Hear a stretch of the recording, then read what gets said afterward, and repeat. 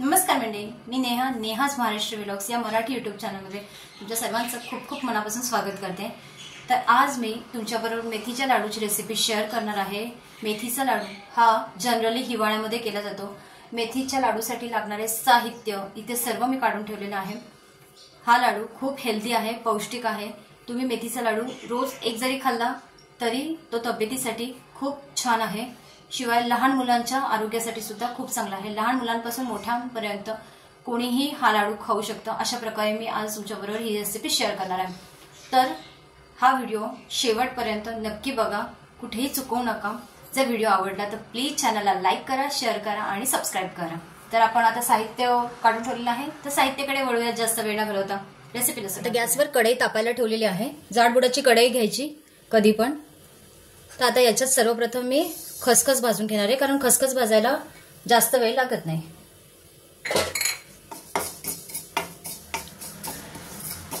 खसखस हार्डली आपल्याला 1 ते 2 मिनिटं आपल्याला चांगली भाजून घ्यायची आहे आणि त्यानंतर आपल्याला ती एका मोठ्या ताटामध्ये किंवा परातीमध्ये आपल्याला साईडला काढून ठेवायचं आहे। हे आपण जे पण काही मिश्रण भाजून घेऊ ते। तर खसखस आपली भाजून झालेली आहे। तर आता आपण ती या एका छोट्या डिशमध्ये काढून घेऊ। हलकासा खसखसचा रंग बदलेपर्यंतच आपल्याला तिला भाजायचं आहे।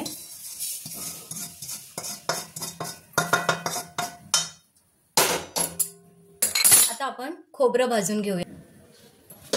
तर हे जे सुकं खोबरं आहे ते आपण भाजून घेऊ चांगलं।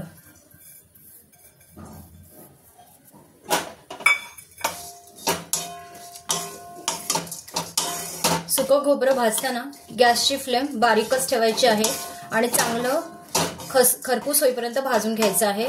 त्याचा हलकासा बदामी रंग यायला हवा त्याचा। एकदम जास्त काळपट आपल्याला खोबरं करायचं नाहीये, नाहीतर लाडू कडू होण्याचे चान्सेस आहेत। खोबरं जळलं जाऊन। खोबरं भाजताना फक्त तेवढी काळजी घ्यायची की खोबरं आपल्याला जाळचं नाही आहे, खरपूस फक्त भाजून घ्यायचं आहे। आणि त्यानंतर अजून एक गोष्ट सांगावीशी वाटते की खोबरं खरपूस यासाठी भाजायचं जेणेकरून लाडू हे जास्त दिवस टिकायला मदत होते। खोबरं भाजल्याने काय होतं, लाडू जवळपास 2 ते 3 महिने आरामात टिकतात। कुठेही खराब होत नाही किंवा बुरशी येत नाही किंवा खवट होत नाहीत। म्हणून खोबरं हे चांगलं खरपूस भाजून घ्यायचं असतं। तर आता आपलं खोबरं व्यवस्थित भाजून झालेलं आहे। आता मी एका ताटामध्ये काढून घेते हे खोबरं। आणि खोबरं गार झाल्यानंतरच आपल्याला ते थोडंसं मिक्सरला क्रश करून घ्यायचं आहे। तर आता झालेलं आहे भाजून, तुम्ही बघू शकता खोबऱ्याचा खमंग असं एक सुवास सुद्धा येतो आहे। चांगलं परतून झालं आहे खोबरं। तर आता मी ताटात काढून घेते खोबरं। हे जे तीळ घेतले आहे गावरान तीळ ते भाजून घ्यायचे। सर्वत्र म्हणजे शक्यतो आपल्याला हे सगळे कोरडे जे आहेत ना पदार्थ घेतलेले ते आपल्याला पहिले भाजून घ्यायचे आहे आणि त्यानंतर तूप घालून बाकीचे पदार्थ आपल्याला थोडेसे पदार्थ भाजून घ्यायचे आहेत किंवा तळून घ्यायचे जसं असेल। तर कढई ऑलरेडी जास्त प्रमाणात तापलेली आहे, त्यामुळे हार्डली आपल्याला 1 मिनिट भरच आपल्याला तीळ भाजून घ्यायचे आहेत। काळसर करू द्यायचे नाहीये तीळ सुद्धा। कढई तापलेली असल्यामुळे तीळ सुद्धा लगेच भाजले जातात, कारण ते आकारमानाने लहानच आहेत। तीळ पण आपले भाजून झालेले आहेत। तर आता काढून घेऊयात आपण एका ताटामध्ये। हे खोबरं मी साईडला ठेवलेलं आहे आणि इथं खोबऱ्याच्या बाजूलाच हे तीळ आता काढून घेते।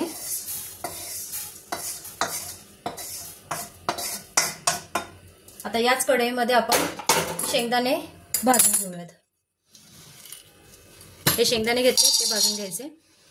इथे मी माझ्याकडे भाजलेले शेंगदाणे थोडे होते, तेच मी इथे वापरले आहेत। जर तुमच्याकडे भाजलेले शेंगदाणे नसतील तर आपले कच्चे शेंगदाणे घ्यायचे आणि ते आपल्याला खरपूस भाजून घ्यायचे आहेत। शेंगदाणे भाजत असतानाच याच्या पंढरपुरी डाळ्या आहेत त्या आपण भाजून घेऊयात,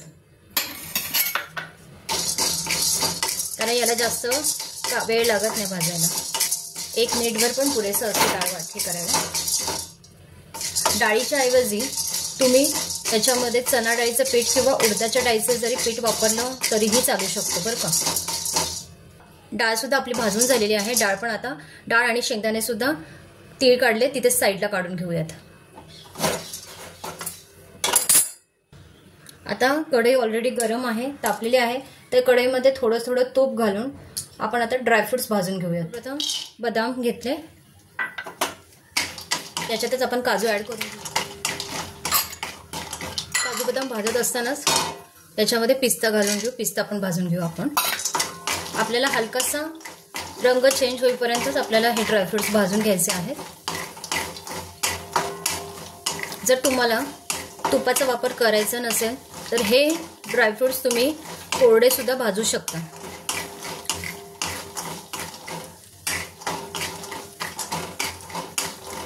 फक्त कच्चे ठेवू नका ड्रायफ्रुट्स.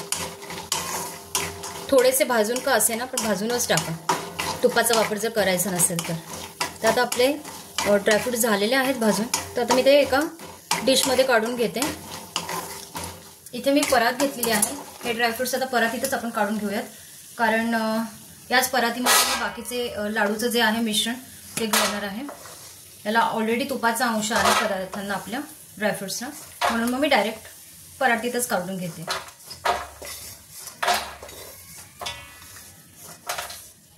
आता आपण थोडंसं गव्हाचं हे जे पीठ आहे ते आपण भाजून घेऊयात. गव्हाचं पीठ भाजता भाजता आपल्याला त्याच्यात तूप टाकायचं आहे.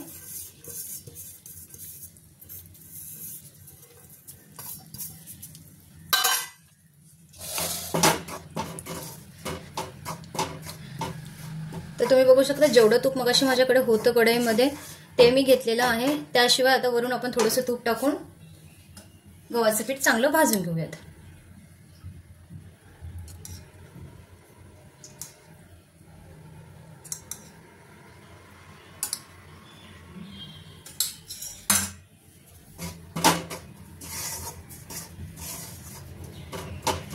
गव्हाचं पीठ आपण भाजून घेऊ. चांगलं खरपूस होईपर्यंत आपल्याला भाजून घ्यायचं आहे. जवळपास एक 10 ते 15 मिनिटं लागतील गव्हाचं पीठ भाजायला. मंद आचेवरच आपल्याला पीठ भाजून घ्यायचं आहे. ही आपण तुपामध्ये मेथी भिजवून ठेवली होती. तर तुम्ही बघू शकता छान झालेली आहे मेथी आपली. त्याचा थोडासा मेथीचा जो वास आहे कडवटपणाचा तो सुद्धा आता येत आहे. तर आता हे जे आहे मेथी पावडर, आपण गव्हाचं पीठ आपलं जेव्हा भाजून होईल ना त्यानंतर आपल्याला हे मेथी पावडर याच्यामध्ये ॲड करायची आहे. तर ही 2 दिवस मी तुपामध्ये भिजत ठेवली होती.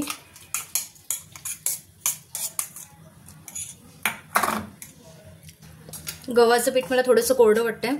आपण त्याच्यात आवश्यकतेनुसार अजून थोडंसं आपण तूप ॲड करणार आहोत. जवळपास 3 चमचे मी तूप ॲड करते.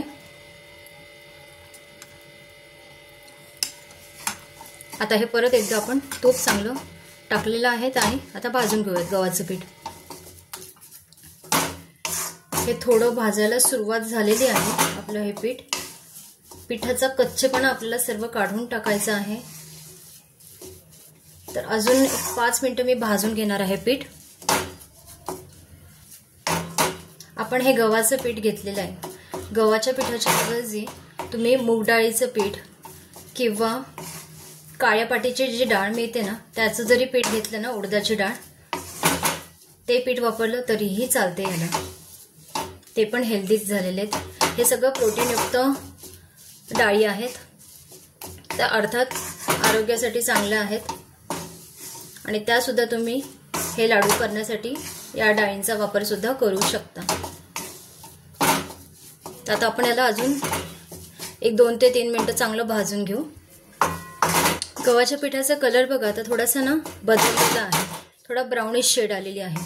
तर आता या स्टेजला आपण काय करूयात, पीठ आपलं भाजून झालेलं आहे. तर आपण ही जी भिजवलेली मेथी आहे तुपामध्ये ती आपण याच्यामध्ये ॲड करून आता एकदा परतून घ्यायचं आहे.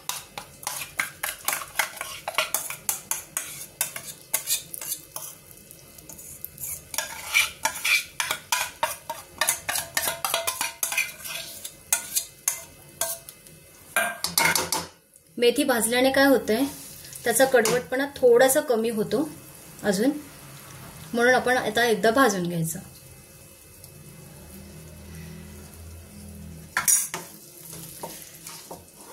तुम्हाला हे जरी दिसत असलं की हे पातळ झालंय तर अगदी बिलकुल घाबरायची गरज नाहीये. आपण मेथीमध्ये मेथी पावडर जेव्हा केली तेव्हा भिजवताना चांगलं तूप टाकलं होतं, म्हणजे व्यवस्थित टाकलं होतं, कंजूसपणा कुठेही केलेलं नव्हतं मी, त्यामुळे याला चांगलं तूप सुटलेलं आहे. 1-2 मिनिटं आपण आता हे भाजून घेऊयात. आता आपलं गव्हाचं पीठ आणि मेथी सुद्धा व्यवस्थितपणे झालेलं आहे भाजून. त्यानंतर आपण काय करूयात, ही खारीक पावडर आहे, ही खारीक पावडर पण आपण याच्यामध्ये ऍड करूया आणि हलकी 1 मिनिटासाठी आपण हे फक्त भाजून घ्यायचं. जर तुम्हाला याच्यात नसेल भाजायचं तर तुम्ही हे जे पीठ आहे, मिश्रण आहे मेथी दाण्यांचं आणि गव्हाच्या पिठाचं, तर हे परातीत काढून मग तुम्ही कोरडी सुद्धा हे भाजू शकता. पण मग मी याच्यातच आता ऍड करते आहे, यात ऍड केल्याने पण काही प्रॉब्लेम नाही आहेत.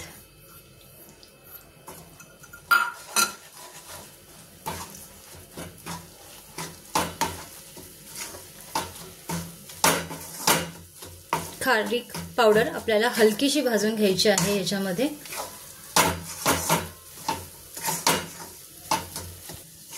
एक मिनिट झालेला आहे. तर आता हे सगळं आपलं जे मिश्रण आहे ते आपण आता परातीत काढून घेऊया.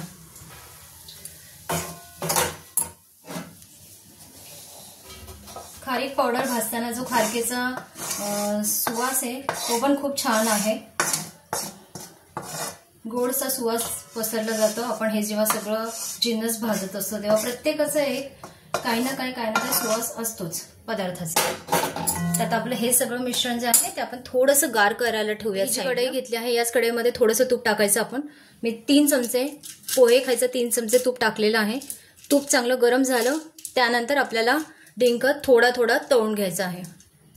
तूप तापलेलं आहे, आता आपण थोडा डिंक तळून घेऊयात.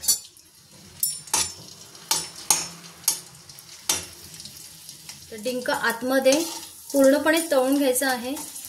जरी तुम्हाला असं वाटलं की हा फुगलेला आहे तरी सुद्धा व्यवस्थित तळून घ्यायचं, कुठेही घाई करायची नाही.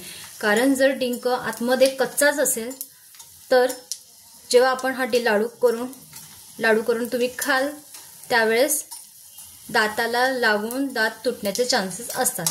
तर त्यासाठीच आपल्याला हा डिंक जो आहे तो व्यवस्थितपणे थोडासा लालसर होईपर्यंत तळून घ्यायचा आहे, कुठेही घाई करायची नाही. डिंक पूर्ण तळणं आहे की नाही हे कसं ओळखाल, तर यासाठी काय करायचं, आपण जो डिंक तळलेला आहे त्यातला कुठल्याही एका डिंकाला असं मध्ये उलटण्याने किंवा झाऱ्याने टोचा मारून बघायचं. जर हा पूर्ण आरपार गेला तर समजून जायचं की आपला डिंक पूर्णपणे तळलेला आहे. तर आता हा झालेला आहे. मी तुम्हाला अजून एक दाखवते.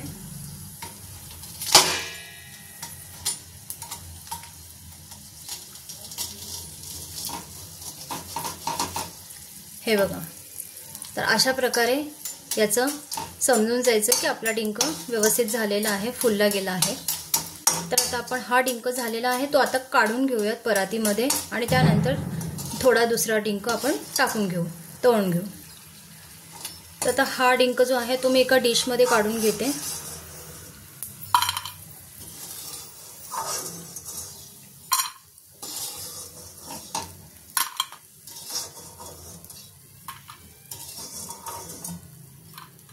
आता अजून थोडंसं तूप आवश्यकता असेल तर थोडंसं तूप घालून तुम्ही डिंक तळू शकता. आता मी थोडंसं तूप ऍड करते, मला जरासं जाणवते की तूप थोडंसं टाकायला हवं.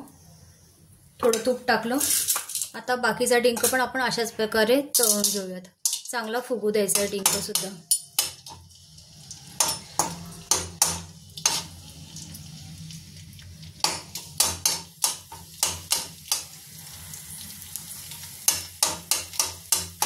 आपला हा जो डिंक आहे तो आपला तळून झालेला आहे. आपण हा पण काढून घेऊयात आणि त्यानंतर दुसरी डिंकाची बॅच आपण तळून घेऊयात. सगळं डिंक मी टाकून घेते आणि थोडा करून आपलं सगळं तळून झालेलं आहे. तर आता या कढईमध्ये आपण काय करायचं, थोडंसं तूप टाकायचं आणि मग ना आपण गूळ मेल्ट करून घ्यायचं. तर मी इथे 1 चमचा तूप घालत आहे.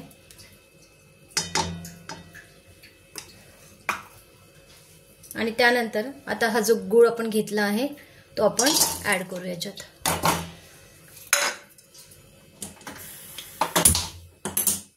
गुळाचा पाक आपल्याला करायचा आहे. मी डिंक जेव्हा काढला तेव्हा गॅस बंद करून घेतला होता. आता गॅस चालू केलेला आहे परत, आणि आता आपण याचा चांगला पाक करून घेऊयात. आता पाक करण्यासाठी ना याच्यामध्ये मी 1 पाव वाटी ना पाणी टाकणार आहे. तर हे बघा, मी एवढं पाणी घेतलेलं आहे. जवळपास आपला पोहे खायचा चमच्याचे 4 चमचे हे पाणी आहे. पाणी टाकून घ्यायचं याच्यामध्ये आणि हा गुळाचा पाक चांगला होऊ द्यायचा आहे. तर हे बघा, मी जे पण भाजून घेतलेले सर्व मिश्रण आहे ते असे ठेवले आहे तिथं ओट्यावर. तर आता हे परातीमध्ये आपण काढलेलं हे गव्हाचं पीठ, मेथी पावडर आणि खारकेचं मिश्रण आहे. तर आता हे जे आहे ते आपलं बऱ्यापैकी जरा कोमट झालेलं आहे पीठ. त्यानंतर आता हे जे जिन्नस आहेत आपण घेतलेले हे आपल्याला ना मिक्सरला थोडे बारीक करून घ्यायचं आहे. तर खोबरं जे आहे तुम्ही हाताने जरी क्रश केलं तरी, आता खोबरं पूर्ण गाढ झालं आहे तरी हाताने पण पूर्णपणे तुटलं जात आहे. जर तुम्हाला अशा प्रकारे अर्धवट ठेवायचं असेल तर तुम्ही असं ठेवू शकता. अदरवाईज मिक्सरला जस्ट एक थोडासा गिरका मारायचा आणि त्यावर हे अर्धवट बारीक होऊ शकतं. तर आता याचप्रमाणे मी हे ड्रायफ्रूट्ससुद्धा अर्धवट बारीक मिक्सरला करून घेणार आहे. त्यानंतर हे फुटाण्याची डाळ, शेंगदाणे, तीळ जे घेतले आहेत त्याचीसुद्धा बारीक पावडर करून घेणार आहे. डिंकसुद्धा बारीक वाटून घेणार आहे मिक्सरला. सोबतच हे जे खसखस आहे ती पण बारीक वाटून घेणार आहे. आणि राहिले हे मनुके. तर हे मनुके ना मी डायरेक्टली जेव्हा लाडू करायला घेईन ना तेव्हा मिश्रणामध्ये ॲड करणार आहे, सर्वात शेवटी ॲड करणार आहे. तर आता हे बाकीचे जिन्नस गुळाचा पाक होतोय, तर तोपर्यंत आपण हे मिक्सरला वाटून घेऊयात. हे बघा, आता गूळ पूर्ण मेल्ट व्हायला स्टार्ट झालेली आहे. तर आता मी जसं तुम्हाला सांगितलं मगाशीच की गुळाचा पाक होईपर्यंत आपण बाकीचे जे जिन्नस आहेत ते मिक्सरला वाटून घेऊ, जेणेकरून आपला जास्त वेळ जाणार नाही. मिक्सरचं भांडं घेतलेलं आहे. तर आता याच्यामध्ये सर्वात प्रथम मी खसखस आपण जी भाजून घेतली आहे खसखस आपण वाटून घेऊयात.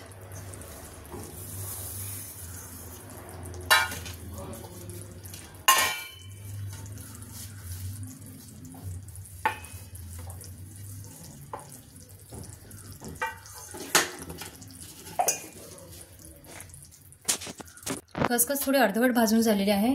त्यानंतर आता आपण मगाशी जे शेंगदाणे, तीळ आणि पंढरपुरी डाळ होते ना त्या आपण याच्यामध्ये ॲड करू आणि ते मिक्सरला फिरवून घेऊयात.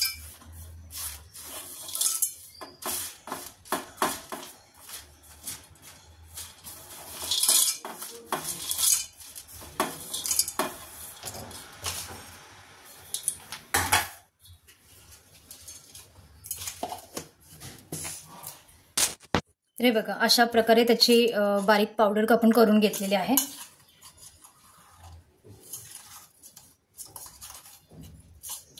आता ही पावडर आपण याच्यामध्ये काढून घेते मी.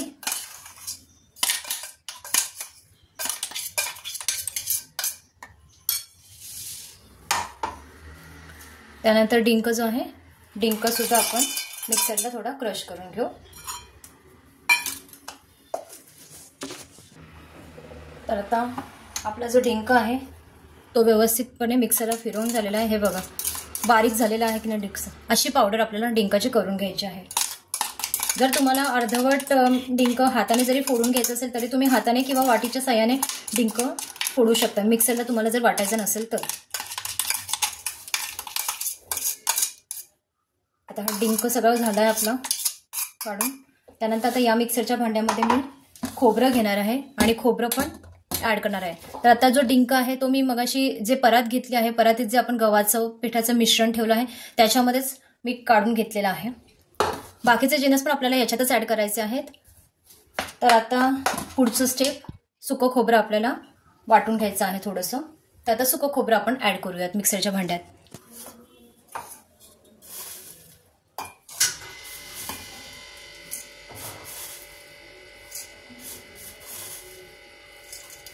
आता सुकं खोबरं मी 2 बॅचेसमध्ये थोडंसं फिरवून घेणार आहे मिक्सरला.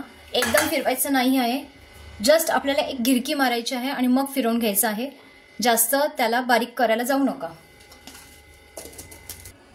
तर हे बघा, अशा प्रकारे आपल्याला खोबरं थोडंसं बारीक करून घ्यायचं आहे. म्हणजे थोडंसं अर्धवट झालेलं आहे ते. आता खोबरं मी याच परातीत काढून घेते आणि खोबऱ्याची दुसरी बॅच सुद्धा थोडीशी फिरवून घेऊ मिक्सरला. ही खोबऱ्याची दुसरी बॅच पण आपली मिक्सरला फिरवून झाली आहे. त्यानंतर आता आपल्याला जे आपण ड्रायफ्रूट मगाशी भाजून घेतले होते तुपात, ते आपण थोडेसे अर्धवट क्रश करून घेऊ मिक्सरला.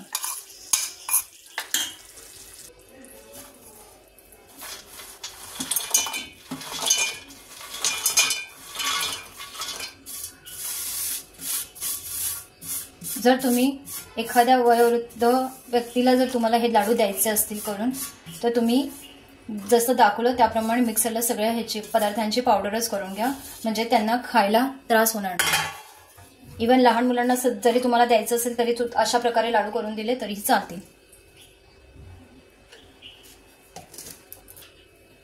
तर हे बघा, ड्रायफ्रूटची सुद्धा पावडर मी करून घेतलेली आहेत. तर ॲक्च्युली काय झालं, थोडंसं माझं लक्ष जरा दुसरीकडे गेलं तर त्या नादात ती पावडर झालेली आहे. पण जर तुम्हाला अर्धवट करायचं असेल तर नुसतं फिरवून घ्या. अख्खे जर तुम्हाला थोडं ठेवायचं असेल तर.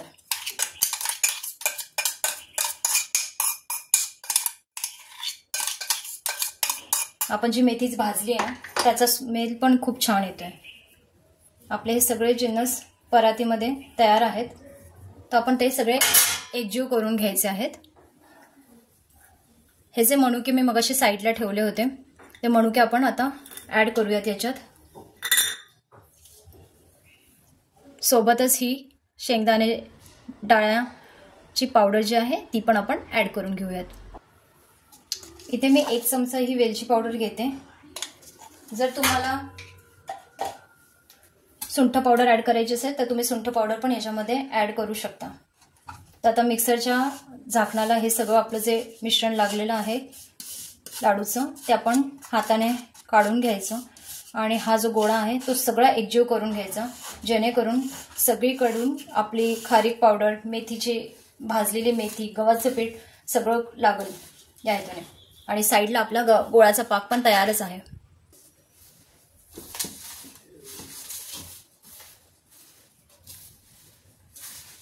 हे हाताने व्यवस्थित एकजीव करून घ्यायचं आपल्याला सगळं.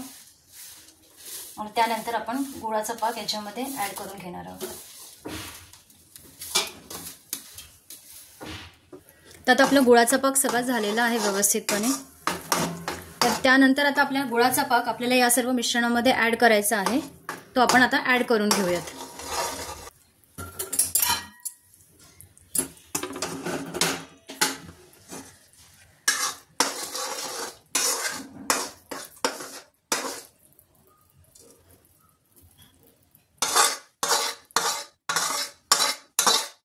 गुळाचा पाक जेव्हा तुम्ही भांड्यात किंवा परातीत ओतता, ताटात ओतता तेव्हा फक्त काळजी घ्यायची, कढई प्रचंड प्रमाणात गरम असते तर चटका बसायचे चान्सेस असतात. त्यामुळे सावकाशपणे हे काम करावं लागतं.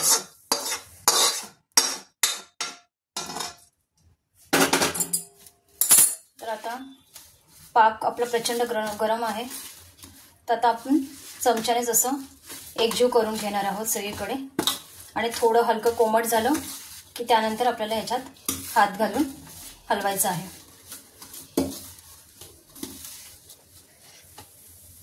सगळीकडे गूळ जो आहे तो याला लागला पाहिजे, या हेतूने आपण सगळीकडनं ते फिरवायचं आहे.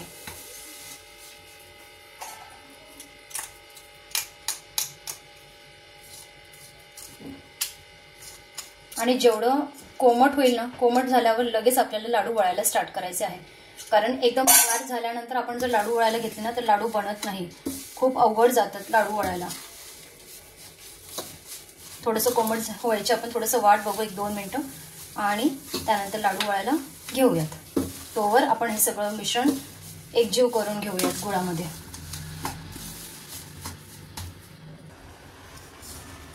आता चमच्याला जेवढं पण लाडूचा अंश होता ना तो सगळं आपण काढून घेतलेला आहे. थोडंसं कोमट असतानाच आपल्याला आता ह्याच्यामध्ये हात घालावा लागेल. आपण अजून जास्त वेळ गार व्हायची वाट बघितलं तर मला आपल्याला लाडू वळता येणार नाही. मिश्रण कोमट झालेलं आहे थोडं, म्हणजे आहे गरम लागतंय पण हाताला जसं जे गरमी आहे किंवा जे चटका आहे तो जाणवतोय. पण ठीक आहे, आपण लाडू वळू शकतो, या ह्याच्याने आपण करू शकतो लाडू. सगळीकडनं गोळ लावून घ्यायचा आणि लाडू वळायला सुरुवात करायची. आपलं सगळं मिश्रण झालेलं आहे. आता आपण लहान लहान लाडू वळायला सुरुवात करूया. लाडू करताना एकदम पण मोठा करू नका, जरा छोटाच साईजचा करायचा, कारण आपण याच्यामध्ये जेवढे पण पदार्थ घातले आहेत ते सगळे उष्ण असल्यामुळे थोडासा लहान साईजचाच लाडू करायचा आहे. बघा, लाडू आता वळता येतोय, तर जोपर्यंत आपल्याला जमतंय तोपर्यंत पटकन लाडू वळून घेऊयात.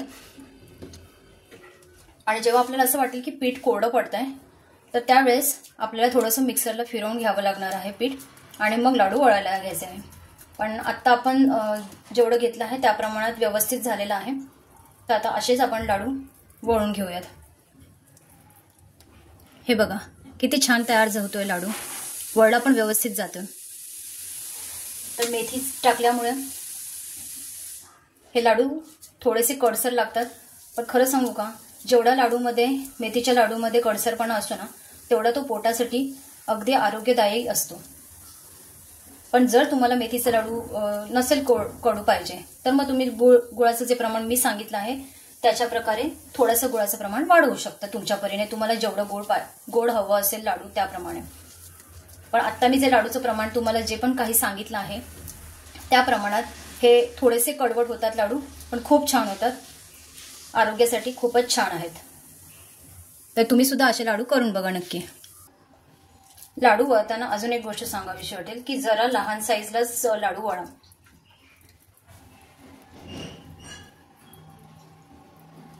तुम्हाला असं वाटेल की मिश्रण थोडं कोरडं पडतंय, मग त्यावेळेस काय करायचं, असं हातावरनं घासून घ्यायचं, म्हणजे हाताची जी उष्णता असते ना त्याने ते हलकं होतं मिश्रण, आणि मग लाडू वळायला मदत होते.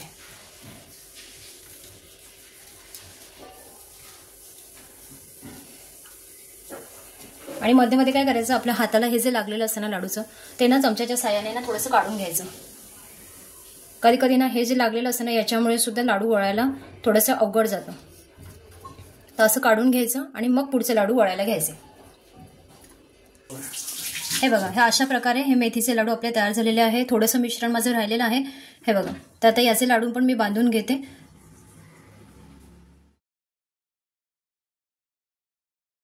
तर आता यातला एक लाडू मी तुम्हाला तोडून दाखवते की कसा झाला आहे. ते लाडू आपण घेतलेला आहे.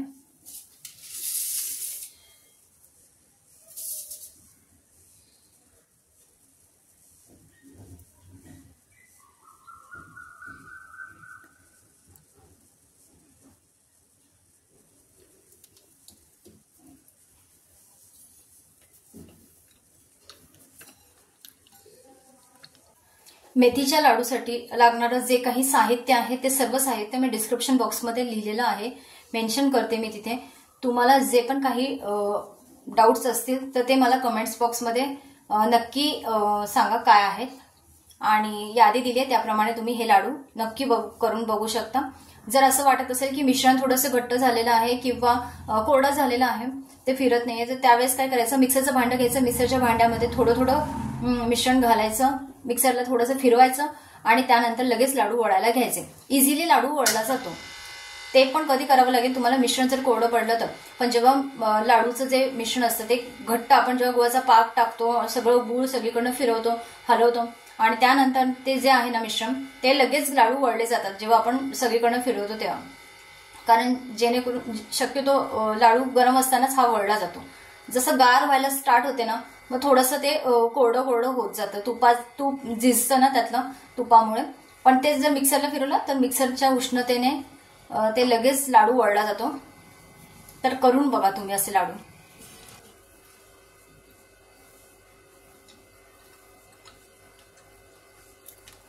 चांगला झाला लाडू. जसा कस्टमरने मला मेथीचा लाडू सांगितला होता त्याप्रमाणे बरोबर झालेला आहे. म्हणजे मेथीचा कडवटपणा पण लागतो आहे, गुळाचं थोडंफार प्रमाण सुद्धा त्याच्यात जाणवत आहे. तुम्हाला अजून जर गोड हवं असेल, मेथीचा कडूपणा नसेल हवा, तर तुम्ही त्याप्रमाणे तुमच्या आवश्यकतेप्रमाणे गूळ त्याच्यामध्ये ऍड करा थोडासा. अदरवाईज चांगलाच झाला आहे लाडू. मी अजून एक लाडू खाऊन बघते. हे बघा,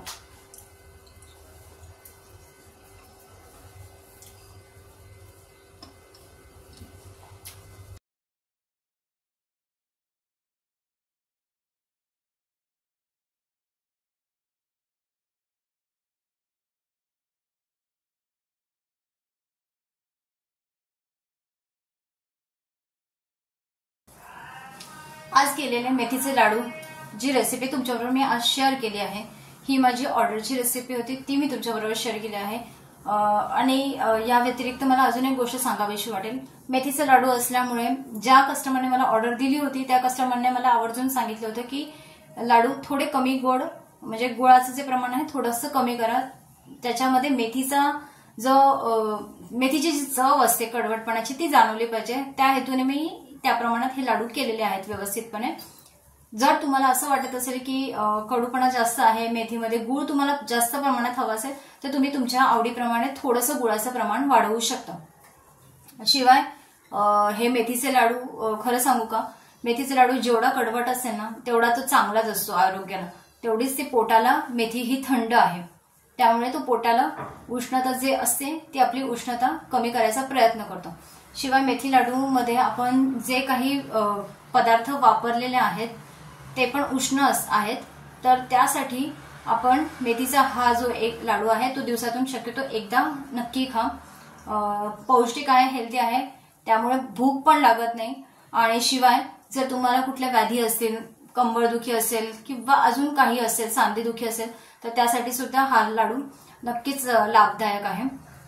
तर हे लाडू करून बघा, कसे वाटले ते मला नक्की कमेंट करून सांगा। आणि जर माझ्या चॅनलला अजून सबस्क्राईब केलं नसेल तर सबस्क्राईब सुद्धा नक्की करा। व्हिडिओ आवडला असेल तर एक लाईक तर नक्कीच करा।